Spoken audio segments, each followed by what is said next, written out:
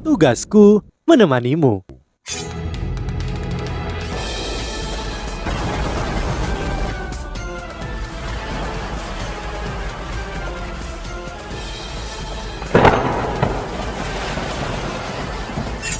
Hai sahabat Pasuk, kembali lagi bersama alur cerita versi novel Solen 2 Sekte Tang yang tak tertandingi. Jangan lupa like, subscribe, dan nyalakan tanda lonceng. Mari kita lanjutkan. Tiba-tiba, suara Tianmeng terdengar di benaknya. Kita tidak bisa tinggal lebih lama lagi. Serap cincin roh dan cepat pergi. Ya, dia jauh di dalam hutan iblis jahat dan tidak ada orang di sekitar untuk melindunginya. Dia tidak bisa tinggal lama di sini. Wo Yuhao membalik pergelangan tangan kanannya saat dia berpikir sampai di titik ini, dan alat jiwa kecil yang halus muncul di tangannya. Alat jiwa ini tampak seperti diukir dari tubuh kristal khusus. Ada banyak pola canggih di sana. Cincin roh merah dalam ratusan ribu tahun ditarik dan disimpan di dalamnya. Ini sangat berguna. Kerusuhan benar-benar jenius di antara para jenius. Wo Yuhao berseru dengan kagum sebelum dia melompat ke udara dan melonjak ke kejauhan. Alat jiwa yang baru saja dia gunakan disebut alat penyimpan cincin roh. Itu bisa menyimpan maksimal 9 cincin roh sekaligus, dan cincin roh ini bisa bertahan dan disimpan selama 1 minggu penuh. Wo Yuhao akhirnya mulai bersantai saat dia terbang. Tiba-tiba rasa bahaya yang tak terlukiskan yang menakutkan perlahan-lahan naik dari belakangnya. Suara yang kuat dan berani dipenuhi dengan amarah menggelegar tampaknya bergema dari setiap sudut hutan iblis jahat. Siapa? Siapa yang membunuh anakku? Siapa itu? Suara ini murni diproyeksikan sebagai pemikiran melalui kekuatan spiritual, dan baik manusia maupun binatang buas dapat dengan jelas merasakan kemarahan bersama dengan kekuatan spiritual suara yang tak tertandingi dan menakutkan ini. Lebih dari sepertiga dari hutan iblis jahat mulai berputar dan dijungkir balikan. Binatang buas yang tak terhitung jumlahnya mencengkram kepala mereka kesakitan pada saat ini dan jatuh ke tanah. Tubuh Wo Yuhao melambat dengan jelas dan hatinya dipenuhi dengan rasa takut. Wo Yuhao tidak terlalu memikirkannya ketika dia mendengar tiran mata jahat mengklaim bahwa ayahnya akan membalas dendam kepadanya dan percaya bahwa tiran mata jahat hanya mencoba mengancamnya. Namun, ternyata ia benar-benar memanggil ayahnya. Itu terlalu menggelikan, namun setelah dia tenang dari pertarungan dan dengan lolongan marah ini, dia tiba-tiba menyadari sesuatu. Mungkinkah ada entitas di hutan iblis jahat yang bisa menjadi ayah dari monstro tiran mata jahat ratusan ribu tahun ini? Ya, jika itu ada, itu pasti dia. Binatang roh yang baru saja dia bunuh adalah putra bungsu dari diktator sejati dari hutan iblis jahat. Binatang buas nomor 1 kekaisaran Ryu dan binatang buas nomor 2 di seluruh benua. Kaisar tiran mata jahat yang juga dikenal sebagai kaisar jahat. Kulit kepala Wo Yuhao kini mulai mati rasa ketika dia menebak dari siapa suara mengerikan itu berasal. Dia tidak berani menahan diri lagi dan mengaktifkan semua yang dia miliki saat dia terbang maju dengan sekuat tenaga. Pada saat ini, banyak binatang buas atau monstro yang ketakutan oleh raungan ganas kaisar jahat, dan beberapa binatang buas maju untuk menahannya. Wo Yuhao terus terbang dengan setiap ons kekuatannya saat dia melepaskan semua kekuatan spiritualnya. Dia mengaktifkan imitasi dan gangguan spiritual ke tingkat tertinggi untuk menutupi dirinya.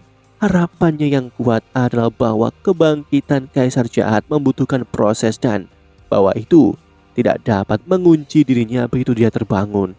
Namun kenyataan itu kejam. Pilar merah besar melonjak ke langit di daerah terdalam hutan iblis jahat sekarang. Pilar merah itu berdiameter lebih dari 100 meter dan bahkan orang-orang di luar hutan iblis jahat bisa melihatnya dengan jelas.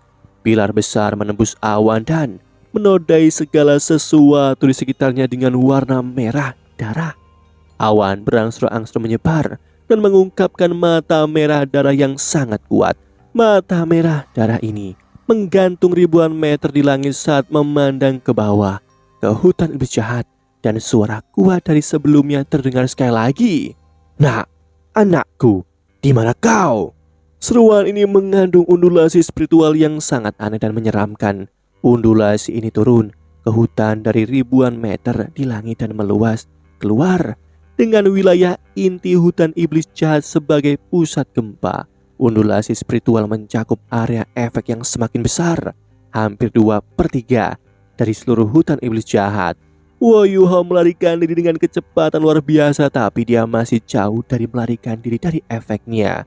Ketika undulasi spiritual aneh ini mendarat pada tubuhnya, ia merasakan alat penyimpanan cincin roh yang tersembunyi di tubuhnya menghangat. Wu Yuho segera mengerti bahwa dia dalam masalah.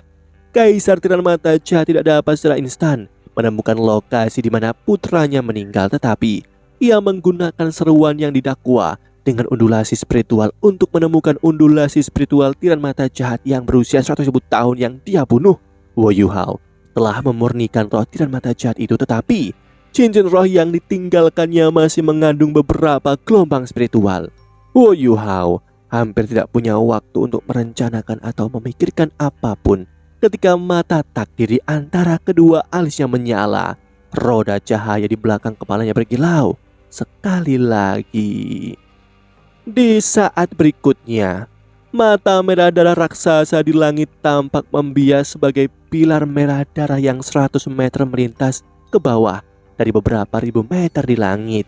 Di suatu tempat di hutan iblis jahat, atau tepatnya di lokasi Wu Yuho berada, ada awan jamur raksasa melonjak ke langit. Siapapun yang melihat ke bawah dari langit dapat melihat bahwa wilayah hutan iblis jahat yang luas telah dicuci seluruhnya dengan warna merah darah. Setelah itu, hijau subur di wilayah itu mencair begitu saja. Wilayah ini setidaknya memiliki diameter 1000 meter dan tidak ada 1 inci pun vegetasi yang tersisa. Warna merah di langit berangsur-angsur menghilang dan cahaya merah darah surut dan jatuh kembali ke daerah inti hutan iblis jahat. Riak emosional yang kuat menyelimuti seluruh hutan dan binatang roh yang tak terhitung jumlahnya menangis sebagai hasilnya. Daerah yang baru saja dibombardir oleh cahaya merah yang menakutkan mulai kehilangan semua warna merah itu, dan tidak ada satu jiwa pun yang berani memasuki wilayah ini selama 1 bulan. Hutan bukan satu-satunya yang dilenyapkan oleh kekuatan spiritual yang mengerikan itu. Bumi telah tenggelam beberapa lusin meter, seolah-olah batu dan tanah telah dilucuti. Namun, di tengah wilayah ini yang benar-benar kacau, yang sekarang menjadi tanah terlarang, gelombang suara batuk yang intens bisa terdengar. Sosok babak belur dan celaka perlahan-lahan berdiri. Seluruh tubuhnya ditutupi dengan lapisan tanah dan penampilannya benar-benar dikaburkan. Meski pakaiannya sobek dan compang-camping, tapi dia masih hidup. Dia menghela nafasnya sendiri. Aku masih hidup." Wajah Wo Yuho berkedut saat pusing menimpa kepalanya. Dia memiliki kekuatan spiritual yang hebat, tetapi saat ini dia merasa seolah-olah seluruh lautan spiritualnya telah tersedot. Itu benar-benar kering. Tubuhnya lembut dan lemah dan dia berjuang untuk terus berdiri tegak. Seluruh tubuhnya dalam kondisi yang sangat-sangat buruk. Ya, dia masih hidup. Masih hidup setelah menerima pukulan dari Kaisar Jahat yang memiliki 800.000 tahun kultivasi. Ini tak terbayangkan. Kaisar Jahat yang baru saja melepaskan serangan itu tidak punya alasan untuk berharap bahwa manusia ini masih hidup. Ketika dia menemukan Wu Yuho dengan deteksi spiritualnya, dia sudah bisa tahu seberapa kuat Wu Yuho ini. Dari perspektif Kaisar Jahat, serangan itu dan amukan sebelumnya sudah sangat cukup untuk melenyapkan Wu Yuho dari muka bumi ini. Namun dengan keangkuhan Kaisar Jahat berarti dia tidak akan memeriksa setelah serangan hebat ini. Lebih jauh lagi, dia berada di waktu yang paling penting dalam kultivasi tertutupnya. Jadi dia tidak punya waktu dan energi untuk menyelidiki setelahnya. Senang rasanya bisa hidup. Wo Yuho menghela nafas dalam-dalam. Kamu telah menyelamatkanku lagi, Ki-er. Alasan mengapa dia masih hidup secara alami bukan karena dia memiliki kekuatan yang cukup untuk menahan serangan habis-habisan. dari Kaisar Tiran Mata Jahat. Alasan mengapa dia hidup adalah karena tulang tengkorak yang dia peroleh dari Wang QR. Tulang tengkorak binatang keberuntungan. Tulang tengkorak binatang keberuntungan memiliki kemampuan khusus selain memberikan 2 keterampilan jiwa yang kuat pada Wu Yuhao. Kemampuan ini disebut sebagai kekebalan spiritual. Wu Yuhao bisa membuat dirinya kebal terhadap semua jenis dan tingkat serangan spiritual 3 kali dalam sehari. Kecuali Wu Yuhao berhadapan dengan dewa yang memiliki kemampuan untuk mengubah takdir. Wu Yuhao bisa membuat dirinya kebal terhadap segala macam dan tingkat serangan spiritual. Wu Yuhao mengandalkan kemampuan ini yang pada dasarnya bertentangan dengan hukum di dunia spiritual untuk menantang Tiran Mata Jahat yang berusia 100.000 tahun. Dia telah menggunakan kemampuan ini untuk mendapatkan keuntungan sekali. Wu Yuhao bisa menggunakan kekebalan spiritual 3 kali ketika dia dalam kondisi puncaknya. Selain itu, dia bisa mengisi dengan kultivasinya. Dia bisa juga mengkonsumsi tulang roh lain, seperti bagaimana dia telah mengkonsumsi tulang tengkorak mata tiran jahat yang berumur ratusan ribu tahun. Wu Yuhao akan membutuhkan setidaknya 1 bulan untuk sepenuhnya mengisi tulang tengkoraknya jika dia tidak mengkonsumsi tulang tengkorak ratusan ribu tahun sebelumnya. Dan tidak peduli seberapa kuat Kaisar Jahat, kekebalan spiritual masih melindungi Wu Yuhao dari serangannya. Namun, Wu Yuhao tidak memiliki pengalaman yang cukup melalui serangan ini sehingga tidak semuanya mutlak. Serangan Kaisar Jahat tidak membunuhnya, tetapi lautan spiritualnya langsung tersedot kering seketika dan bahkan tulang tengkoraknya tersedot kering. Aku harus meninggalkan tempat ini secepat mungkin. Kalau tidak, jika Kaisar Jahat merasakan kehadiranku lagi, aku akan benar-benar mati. Wu Yuhao menggigit ujung lidahnya dan rasa sakit yang hebat membangkitkan rohnya dan memompa adrenalinnya. Dia dengan cepat memeriksa alat jiwa penyimpanan cincin rohnya. Benda itu layak menjadi alat jiwa kelas 8 dan tidak hancur saat berada di bawah perlindungan kekebalan spiritual Wu Yuhao. Cincin roh 100.000 tahun yang terkandung di dalamnya juga utuh. Setidaknya dia tidak menerima serangan itu dengan sia-sia. Wu Yuhao dengan cepat mengambil alat jiwa berbentuk manusia dan langsung melekat ke tubuhnya. Ini adalah alat jiwa berbentuk manusia yang secara pribadi dibuat oleh Guru Sun Ziwan untuk Wu Yuhao. Dengan ini, Wu Yuhao tidak akan memiliki masalah melindungi hidupnya bahkan jika ia bertemu dengan binatang roh ratusan ribu tahun, karena dia memiliki 16 botol susu tersegel di dalamnya. Pada saat yang sama, dia bisa menggunakan ini untuk keluar dari hutan secepat mungkin. Wu Yuhao tidak terbang ke langit karena dia masih di dalam hutan iblis jahat. Dia mengaktifkan pendorong jiwa di punggungnya dan pergi dengan kecepatan sangat tinggi.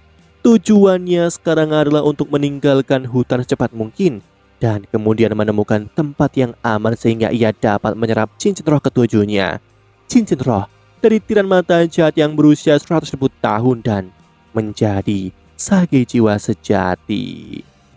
Di sisi kota Shrek, Sekte Tang, tamparan tumpul bisa terdengar ketika Bebe berdiri dengan ekspresi muram dan suram di wajahnya. Susan Si, He Chaito, Ye Guyi, Jing Xian dan Chi Chuachen duduk di kedua sisi meja bersama dengan Xiao Xiao, Jiang Nanan, Nana, dan Mo Xuan. Selain Guru Xuan Ziwen dan Gao Dalau, hampir semua lingkaran dalam Sekte Tang ada di sini. 3 hari. Kalian telah kembali selama 3 hari dan kita masih belum mendengar apapun dari adik laki-laki junior. Dalam hal waktu, dia seharusnya kembali dengan alat jiwa tipe terbangnya. Entah dia bepergian melintasi lautan atau daratan, tapi sudah beberapa hari berlalu. Dan di mana dia? Siapa yang bisa memberitahuku di mana dia? Suara Bebe menjadi lebih tinggi dan kemarahan yang jarang terlihat pada dirinya memenuhi wajahnya. Susan Si dan yang lainnya telah berhasil kembali dengan para sandera dan kembali ke Sekte Tang beberapa hari yang lalu. Namun, kegembiraan mereka karena berhasil menyelesaikan misi dengan cepat berkurang ketika menemukan bahwa Wu Yuhao belum kembali dan mereka belum mendengar satu hal pun tentangnya. Bebe telah menerima semua laporan mereka dan kemudian menghibur mereka sebelum dia pergi ke Akademi Shrek dengan wajah muram. 3 hari telah berlalu dan tak seorang pun dari Sekte Tang maupun Akademi Strike telah mendengar apapun tentang Wo Yu Hao.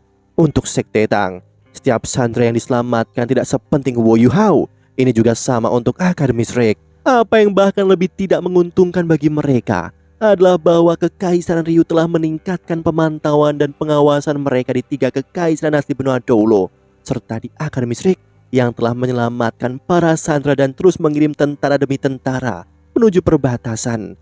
Kekaisaran Starlo dan Kekaisaran Tianhun melakukan hal yang sama. Para sandera mereka telah diselamatkan dan Kekaisaran Ryu belum memulihkan kekuatan mereka. Ini adalah kesempatan terbaik bagi kedua kekaisaran ini untuk memberikan pukulan berat bagi Kekaisaran Ryu, dan kedua kekaisaran ini tidak bodoh. Apa yang mereka tunggu jika bukan karena kesempatan ini untuk melemahkan musuh mereka? Kekaisaran Doling diposisikan di belakang dua kekaisaran lainnya, tetapi kelangsungan hidup mereka terkait erat dengan keduanya.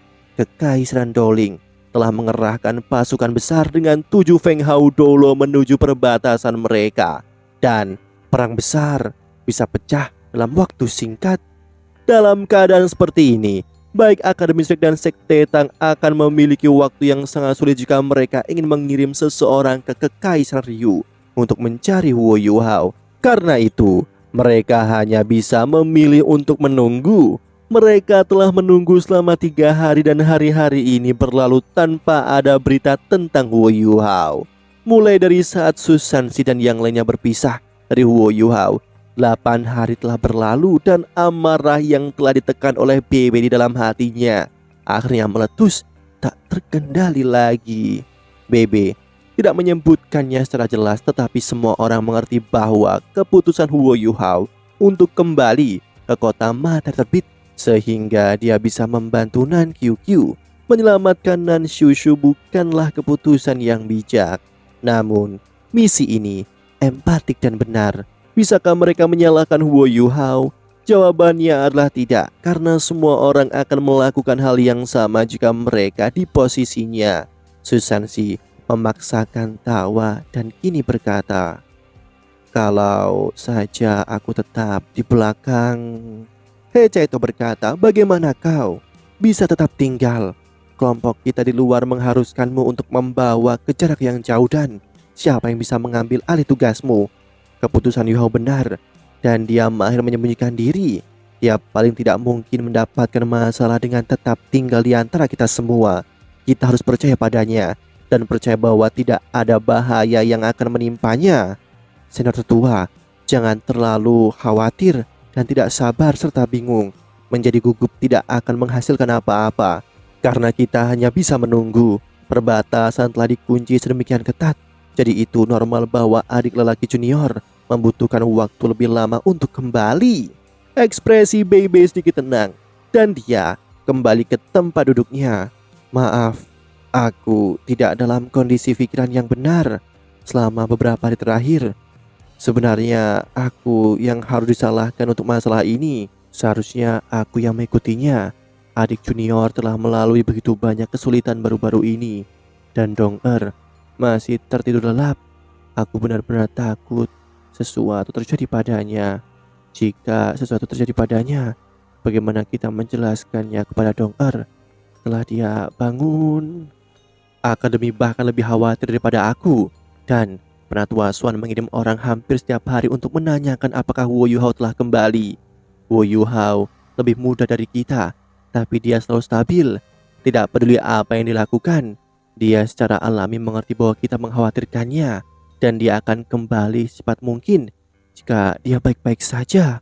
Alat-alat jiwa pengawasan yang ketat dari segala jenis di perbatasan akan menimbulkan masalah besar bagi kita, tetapi dia memiliki kekuatan spiritual yang tangguh, dan dia sendirian. Aku yakin itu tidak akan sulit baginya untuk bersembunyi dan membuatnya kembali tanpa ditemukan. Karena itu, walaupun aku tidak mau mengakuinya, aku dapat hampir 100% yakin bahwa dia pasti sedang mengalami masalah. Aku hanya tidak tahu apakah dia mengalami masalah besar atau masalah kecil." Susansi berkata, "Saudari Xiao Tao juga ada di kota matahari terbit, dan dia telah mendapatkan kembali pikiran dan kesadarannya dengan bantuan Wo Yu Hao. Dia memiliki 8 cincin roh, dan elemennya hampir sama dengan es pamungkas. Wu Yuhao harusnya memiliki kesempatan untuk melarikan diri dengan bantuannya, bahkan jika dia ditangkap oleh Mas Roh Jahat. Mari kita tunggu 2 hari lagi, dan jika kita masih belum dapat berita tentang dia, kita akan mengundang akademi untuk keluar. Tidak peduli apa, kita harus mencari cara untuk menyusup ke Kekaisaran Ryu untuk mencarinya. Bebe mengangguk dan berkata, ya, hanya itu yang bisa kita lakukan. Bom yang menggelegar terdengar tepat pada saat ini. Bom yang memekakkan telinga ini mengejutkan anggota sekte Tang meskipun mereka berada di dalam ruang konferensi. Chaito melirik keluar jendela dengan bingung dan bergumam. Guru yang sangat keras. Hah, kenapa? Kenapa langit jadi gelap? Ini masih pagi hari, tetapi semua orang bisa melihat bahwa langit di luar jendela semakin gelap pada tingkat yang mengkhawatirkan. Ke titik di mana ruang konferensi juga menjadi gelap. Mari kita lihat keluar. Bebe bangkit dan dengan cepat melangkah keluar dan semua orang mengikuti di belakangnya. Semua orang berjalan keluar dan ekspresi mereka tumbuh khusyuk. Penilaian mereka dari dalam ruang konferensi benar. Langit mulai gelap dan semakin gelap dengan cepat, namun ada perasaan abnormal tentang fenomena ini. Jika cuaca berubah, awan gelap akan berguling di atas langit. Angin akan bertiup dan mereka akan secara bertahap muncul secara acak. Langit akan menjadi suram dan gelap secara keseluruhan. Namun, apa yang bisa mereka lihat adalah warna-warna hitam yang rapi jauh melampaui cakrawala. Dan massa hitam ini dengan cepat menyebar ke arah kota Shrek, seolah-olah pasukan besar sedang menyerbu mereka. Adegan ini tampak seolah-olah ada tirai di langit yang perlahan-lahan ditarik ke atas dan menyebabkan seluruh dunia menjadi gelap. Ada sesuatu yang salah. Chaito, cepat beritahu Guru Xuan. Sansi, kamu akan segera menuju ke akademi untuk bertanya tentang apa yang terjadi. Nanan, Xiao Xiao, kalian berdua akan pergi ke puncak tembok kota dan menyampaikan informasi apapun secepat mungkin. Gunakan alat jiwa tipe terbang untuk pergi ke sana dan cepat kembali. Cepat kumpulkan anggota sekte Tang yang lain dan suruh semua orang bersiap untuk keadaan yang tidak terduga. Bebe tampak sangat tenang dan dengan cepat membagi tugas kepada semua orang. Anggota sekte Tang mulai bergerak segera, namun Susansi baru saja bangkit ketika suara yang lantang terdengar di seluruh kota Shrek. Setiap murid dari halaman dalam Akademi Shrek berkumpul di tembok kota selatan. Demikianlah kisah untuk kali ini. Sahabat Pasuk, jangan sedih, jangan bimbang, apalagi galau, karena aku kan selalu menemanimu.